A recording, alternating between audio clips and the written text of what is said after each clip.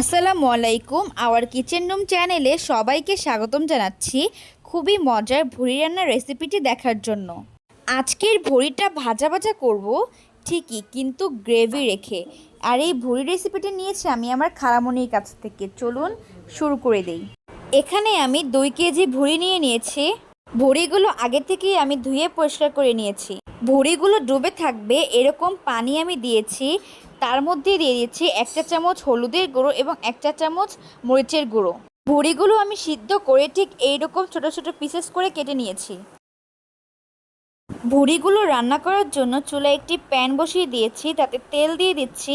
তেল যখন গরম হয়ে আসবে তখন 1 কাপ পরিমাণে পেঁয়াজ দিয়ে দিচ্ছি। পেঁয়াজ যখন হালকা বাদামি কালার চলে আসবে তখন আমি দিয়ে দিচ্ছি তেজপাতা, দারুচিনি আর এলাচ। এবারে দিয়ে দিচ্ছি 2 টেবিল চামচ আদা রসুন পেস্ট, সাথে দিচ্ছি স্বাদ মতো লবণ। এখন পেঁয়াজের সাথে সব কিছু একসাথে ভালো করে মিশিয়ে নিচ্ছি। কিছুক্ষণ কষিয়ে নিয়ে দিয়ে দিচ্ছি 2 চা চামচ মরিচের গুঁড়ো, 1 চা চামচ হলুদের গুঁড়ো, 1 চা চামচ ধনিয়ার গুঁড়ো, 2 টেবিল চামচ পেঁয়াজ বাটা, আর সাথে দিয়ে দিচ্ছি সামান্য পরিমাণে পানি। এবারে সব ইনগ্রিডিয়েন্টস একসাথে সব কিছু মিশিয়ে নিচ্ছি। মশলা কষাতে কষাতে যখন দেখব মশলার উপরে তেল উঠে গিয়েছে তখন ভেবে নেবেন মশলাগুলো কষানো হয়ে গিয়েছে। মশলা কষানো হয়ে গেলে দিয়ে দিচ্ছি 2 চা চামচ জিরার গুঁড়ো। মশলা কিছুক্ষণ সময় ধরে ভালো করে কষিয়ে নেবেন। মশলা যত ভালো করে কষাবেন রান্না তত বেশি মজা হবে। এবারে আমি আমার পিসেস করা ভুঁড়িগুলো দিয়ে দিচ্ছি। 2-3টে শুকনো মরিচ এখানে আমি চিড়ে দিয়ে দিচ্ছি। মশলার সাথে ভুঁড়িগুলো আমি ভালো করে কষিয়ে নিচ্ছি। আর ঠিক এইভাবেই ভুঁড়ির সাথে মশলাগুলো 30 থেকে 40 মিনিট ভালো করে কষিয়ে নিতে হবে।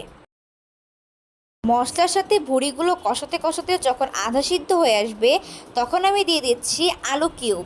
বড় সাইজের 2টি আলু আমি আগে থেকেই কিউব করে কেটে রেখেছিলাম, সেটাই দিয়ে দিয়েছি। আপনারা চাইলে আলু স্কিপও করতে পারেন, কিন্তু আমার ভুঁড়ির সাথে আলু দিয়ে খেতে খুবই মজা লাগে।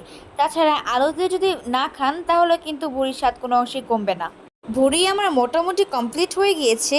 এখন শুধু বাকি আছে বাগার দেওয়া। আর এই বাগারটা দেওয়া খুবই মোস্ট ইম্পর্টেন্ট।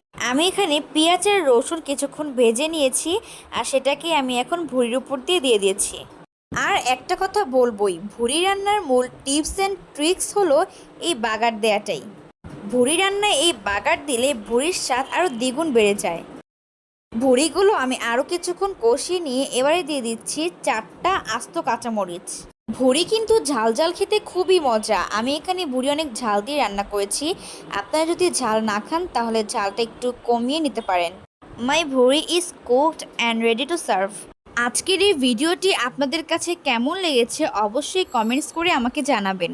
কিছু সময়ের মধ্যেই খুব অল্প টাইমের মধ্যে তৈরি করে ফেলেছি পারফেক্ট ভুঁড়ি ভুনা রেসিপি।